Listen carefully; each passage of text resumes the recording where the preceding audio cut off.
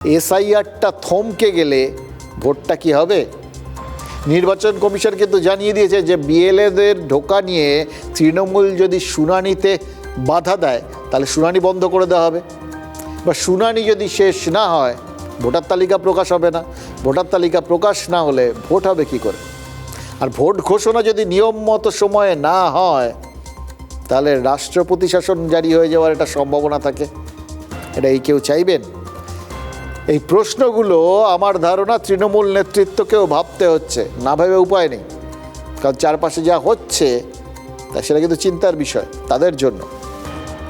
আজ দক্ষিণ 24 পরগনা মগরাহাটে গেছিলেন বিশেষ এসআইআর পর্যবেক্ষক সি মুরুগন।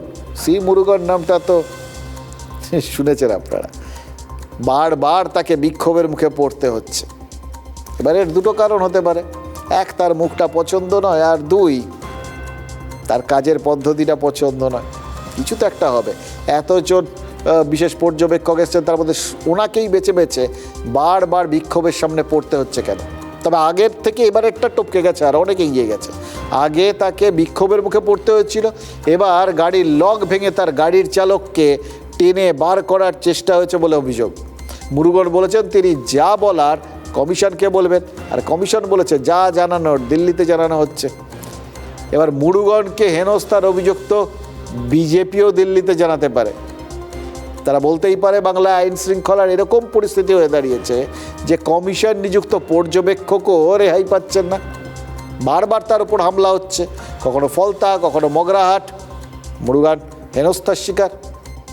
এবার এই কথা বলে কেন্দ্রীয় স্বরাষ্ট্রমন্ত্রীর দৃষ্টি আকর্ষণ বিজেপি করতেই পারে, এবং করতে তাদের বিশেষ খাটতে হবে না। কারণ কেন্দ্রীয় স্বরাষ্ট্রমন্ত্রী আজকেই তো আবার কলকাতায় এসছেন।